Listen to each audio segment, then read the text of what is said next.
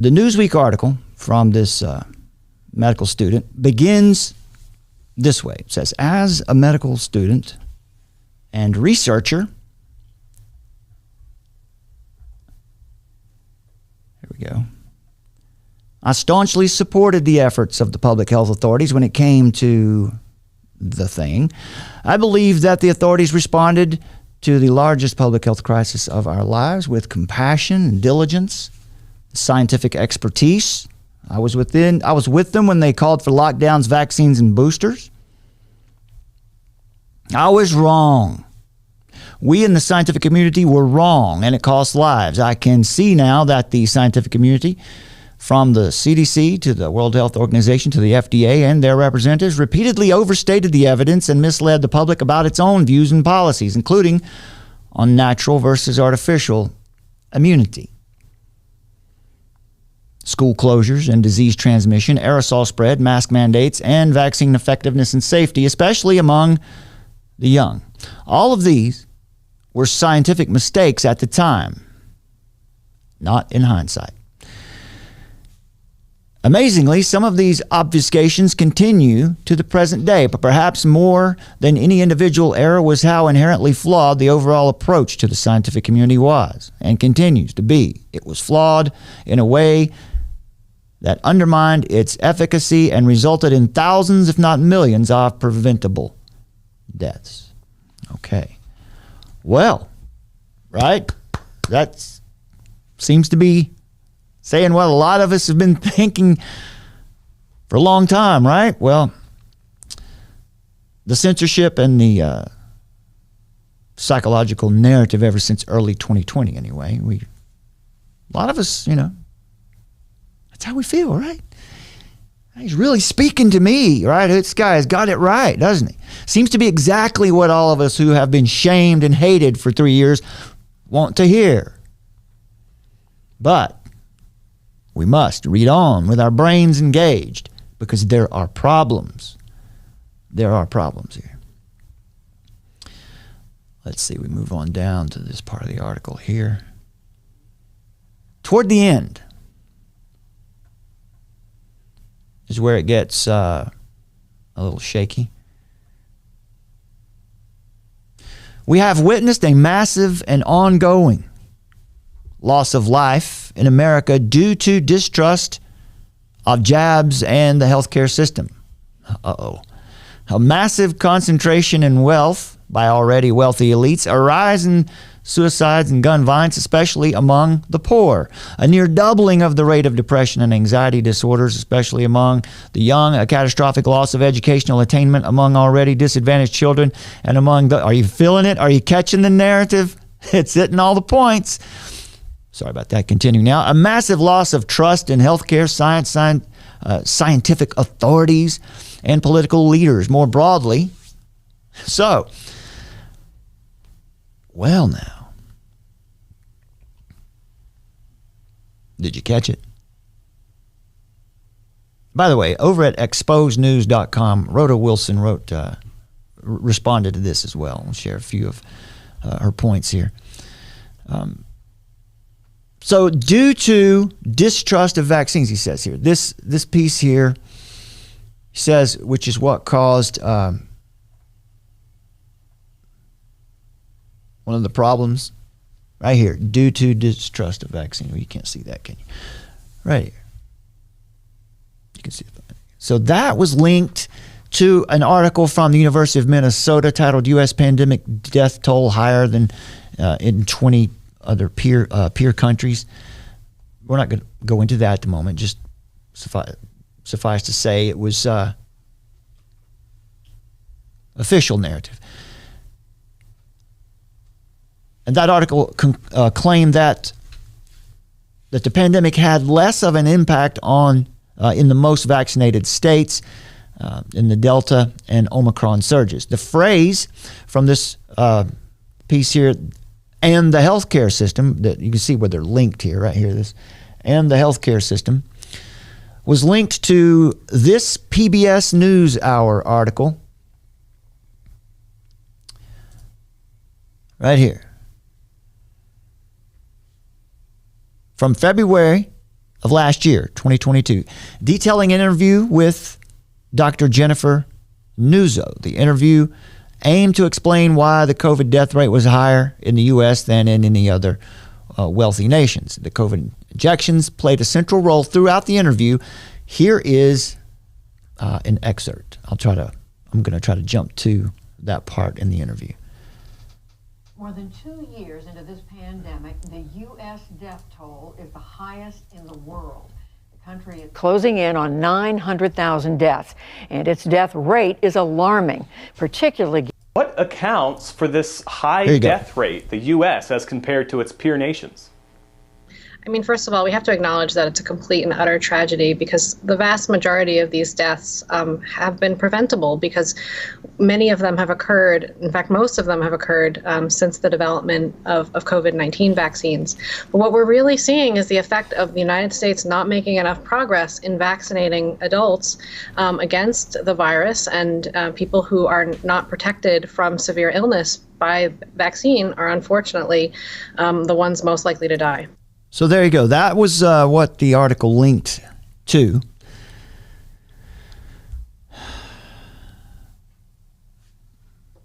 So still pushing that narrative, but meanwhile, the princess of Thailand is in a coma. Remember that story that's come out? Yeah. And so they're cutting their contract with Pfizer. And then in Singapore, they're actually giving out injury payouts. Yeah, so a lot of things happening around the world. But what Newsweek, now that's why this looks like a limited hangout. What Summer has just reported to you there is not things you're going to find on Newsweek. But you will find this on Newsweek, where this medical student is giving a confession. And he is parroting the narrative. It looks like he's not. It looks like he's really calling them out for whatever, but no, you can see this article links to all of these official narrative. Let's continue. It gets a little worse.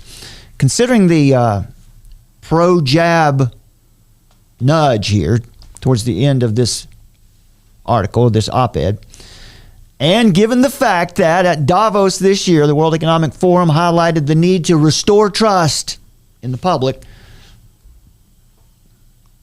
as Rhoda Wilson writes, we would be forgiven for reserving the right to remain skeptical about the true meaning of the end of the Newsweek article.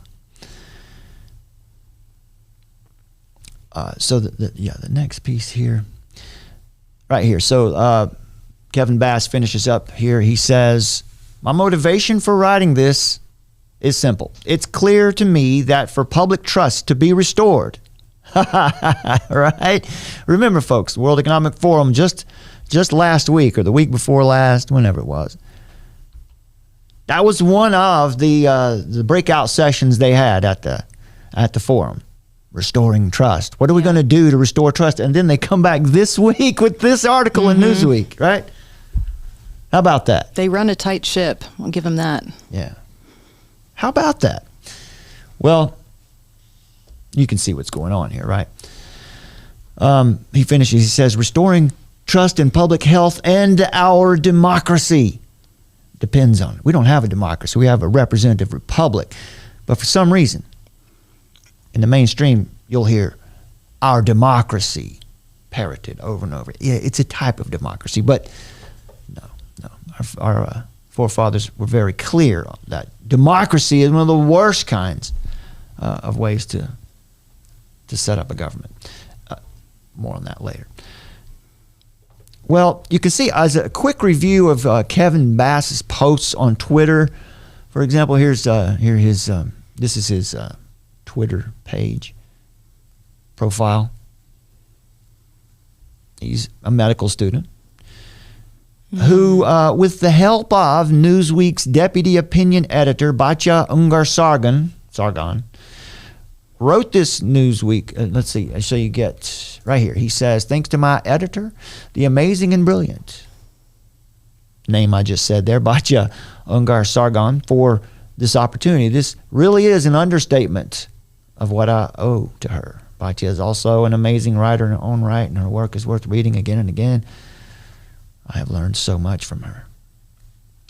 Well, and this is her. Yeah, so I guess you would be thinking, the deputy opinion editor for Newsweek, if they gave you this. Now, look, you'll hear, you can see here on, you see over here to the right on her,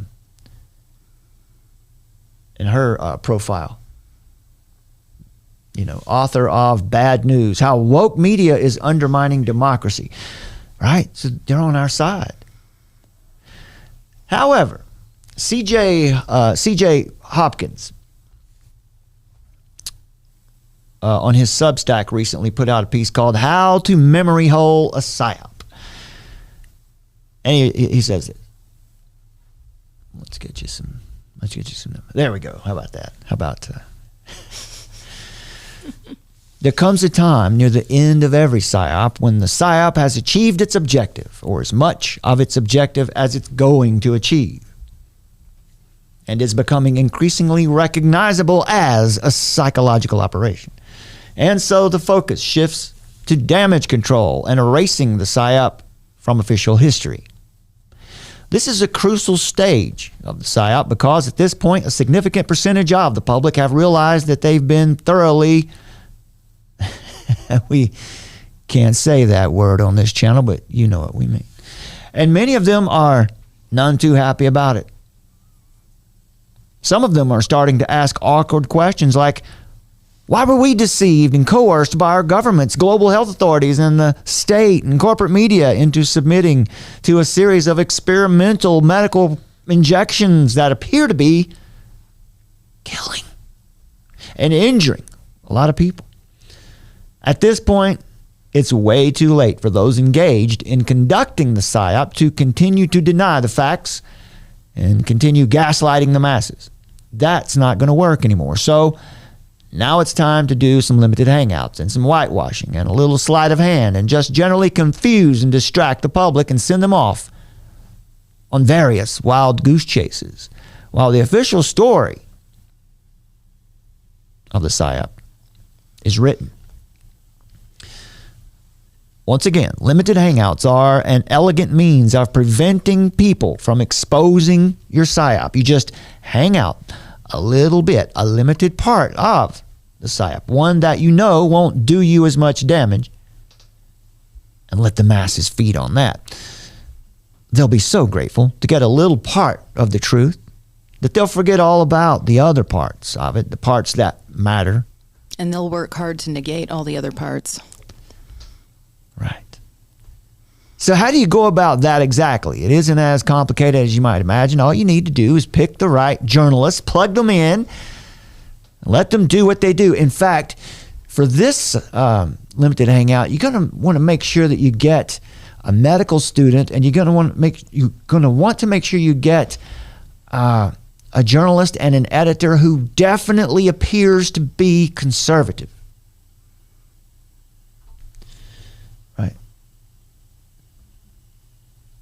I'm not saying she's not sincere. I'm not saying she's not doing the right thing.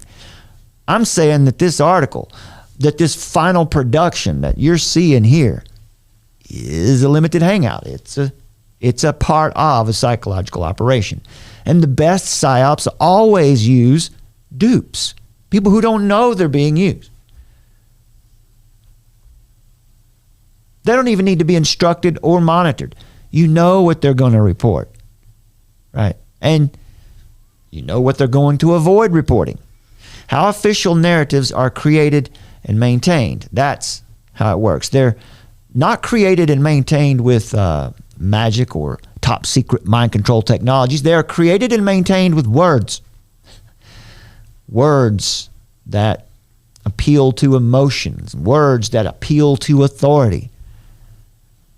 Words that frame events in a certain way and are repeated and reprinted over and over by persons and organizations of influence until they become officially what happened. It works by conditioning us from a very early age to sense where the lines that cannot be crossed are, and by weeding out and quarantining those of us who cross them anyway. Us. The point is, the PSYOP that we have all been subjected to for going on 3 years is not going to be exposed, not ever. None of those who are responsible are ever going to be brought to trial. They'll be brought to justice, but it won't be in this life. And that's not good news for them. But the damage control and memory holding is going to continue.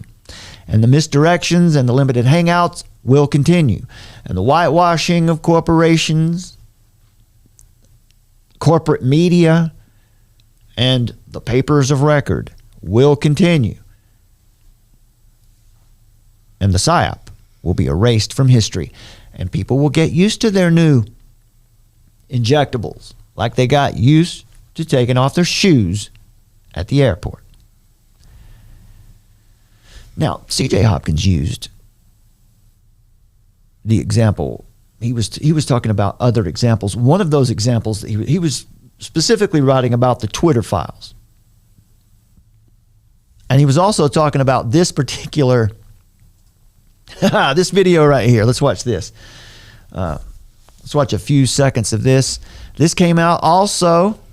This also came out right, I think, just before, a couple days before the Newsweek article came out. This went viral. We're exploring, like, now, you know how the virus keeps mutating? Yeah. Well, one of the things we're exploring is, like, why don't we just mutate it ourselves? So by the way, this is Jordan Tristan Walker. He is most definitely and without a doubt, no one could ever question that he is the Pfizer Director of Research and Development. Right? He's the strategic operations and mRNA scientific planning. That's who he is. It's just, no one's going to question it because it says it right there on the screen.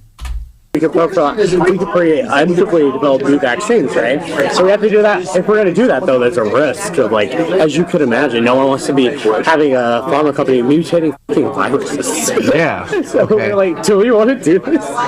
So that's, like, one of the things we're considering. Okay. Like, the future, like, maybe we can, like, create new versions of the vaccines and things like that. All right. So you get the deal here. So his excuse for what you're hearing him say right here was, okay, first of all, he's a gay man, if that wasn't evident right from the start. But he was on a date, and he says he was trying to impress the date. Right, because that's generally how you impress someone, is by describing to them, explaining to them how Joseph Mengele you happen to be, right? Just how twisted, right? Anyway, this is, once again, who knows for sure, but doesn't this feel an awful lot like the Newsweek article, an awful lot like a continuation of the limited hangout? Again, folks, Davos had just ended, where they had just said, we have to get the public's trust back. And then bam, bam, these two big stories come out and go viral. Not everywhere in the mainstream, because that would be too obvious. Just enough here and there. All right, so that's the, let's see, that's the first part here. And then we move here. Now that is, let's see, we'll go right here. Now here is the Ken O'Keefe. This was Project Veritas. So here is the big Ken O'Keefe reveal. Here you go. You work for Pfizer. My question for you is, why does Pfizer want to hide from the public the fact that they're mutating the COVID viruses? Is this real life? I'm literally a liar. I was trying to impress a person. Listen, if you were, wouldn't you just get up and walk out? All right, if this is legitimate, wouldn't you just get up and walk out? I don't know who this guy is, but it wouldn't shock me, it wouldn't surprise me a bit. What do you think, Summer? If it turns out that this guy here on the left, it's an actor. Yeah. It strikes me as very stilted. Right, and James O'Keefe here, it's a fact that they've done some things have been exposed before. Let's not be assuming that James O'Keefe can also be duped, or can just become part of. But I mean, what follows is what's classic and the behavior that we're seeing everywhere. Yeah. Right. Meltdowns. All right. Yeah, let's go to the meltdown. By the way, just so you know, we hired Glenn Beck. We hired Glenn he's Beck. on our show now. Right. We hired Just Glenn kidding. Beck. Yeah, to narrate this part. And how funny is it, Summer? That I don't know about funny, but how interesting is it? Glenn Beck is on board. He's on board. He believes the Newsweek story is legitimate, and he believes. Yeah. I watched this interview. He didn't question whether or not this was the director of worldwide research and development. He is part of the machine. Yeah. He's a longtime veteran of the machine. Clear Channel. I've met him before. Yeah, Summer's got a history in radio, and that's Beck's domain.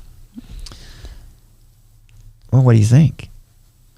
Well, let's watch the meltdown. All right, here comes the meltdown, and once again, we got Glenn Beck to narrate it for us. We're using his channel. So, all right, so here comes the meltdown. Well, by the way, also, wouldn't you just leave if you legitimately were the director of worldwide research and development, strategic operations, and mRNA scientific planning for Pfizer, and someone approached you and you knew you were on, wouldn't you just get out? No, this guy had to hang around, and do this. You really did. Please bring the cops as soon as possible. I'm feeling very unsafe. He said, I'm feeling very unsafe. No, don't let them leave. And he's asking him to lock the doors. He grabs he's down on his hands and knees, and he's trying to destroy this iPad. Look at him. Unlock the door. This is like Jerry Springer. Who pushed him at the end there? Was that It's like a Jerry Springer show. Right. All right. Well, it is. It's like Springer. Come on, folks. Come on. What are we looking at here? This is not real. Don't know, but it was, obviously it was a big altercation there. Big altercation. Yeah. He was trying to grab stuff. He was trying to destroy things. Yeah. I mean, I don't know if you know this, but your iPad usually does not have all of the information alone. It is the classic strategy where what they did with tabloid magazines. So they they put the truth in there with just complete absurdity, so that when you pair the two together, the truth next to the absurdity, you're just like, it's all nonsense. And then you think you're smarter and wiser because you don't buy into the story. Oh, man. Well, I don't know if you've checked your card. Director of Research. Now, there is some skepticism on that claim. Oh, is there? Is there some skepticism? Project Veritas has released some documents that indicate that it's true. Some people who are super skeptical on Pfizer and the vaccine are pointing out there's a lot of inconsistencies in this guy's bio. And the question is whether it's actually true that he was that high of a level there. I don't know the answer to that. I don't think that's been determined yet. And that right there is all part of it too, because you've got to have that element of, well, maybe we don't really understand the story, so it's just this confusion. Look, the way let's see. The way trauma bonding works, the way satanic ritual abuse works is keeping somebody constantly off balance. Just constantly off balance. You're able to they don't know what's real anymore. Well, what's the whole story that they're distracting from us? Most of you are probably clued in to that, but we can refresh your memory here just a little bit. In March of 2020, here you go. Here's some tweets from March of 2020. March and April of 2020, in the course of roughly 5 to 6 weeks, the majority of societies throughout the world were transformed into a pathologized, totalitarian police state.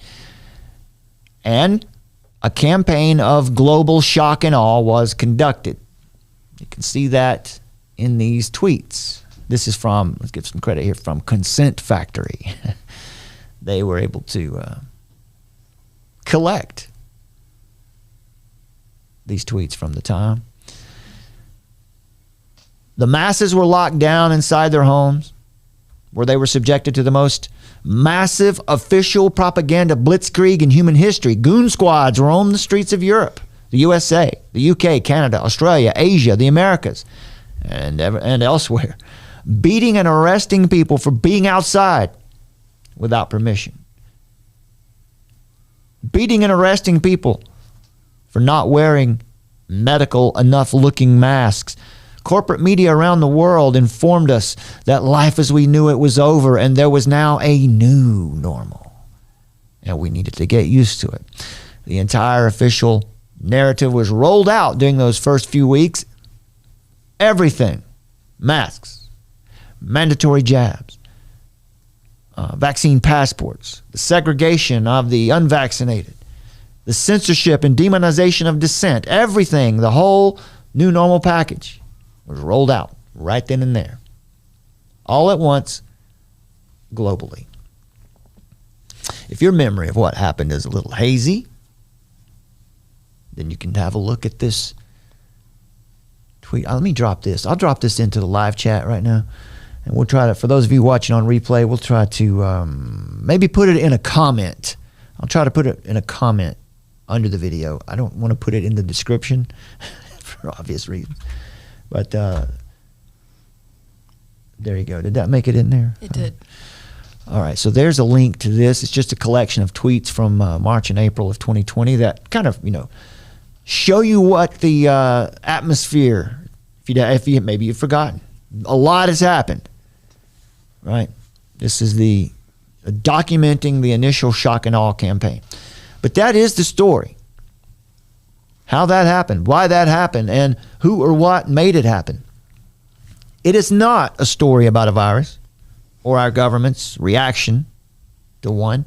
It's the story of the radical restructuring of society based on lies and official propaganda executed globally through sheer brute force and systematic psychological conditioning. It is the story of the implementation of our new totalitarian global capitalist reality. The new normal that was announced in the spring of 2020. It's not a story the global capitalist ruling classes can permit to be told except by crazy conspiracy theorists, the science deniers, and other crackpots and extremists. Once again, thanks to C.J. Hopkins for putting that piece together. That was well done for sure. And as you can see, this just goes on and on. It was really just, you can see how it is totally, it's easy to see now, right? For some of us, right from the start. I remember in 2020, it was in February, when it's, to me, whenever they shut down the NCAA tournament, from that moment on, it just felt like, okay, this is not what they say it is. And Summer, you also, right from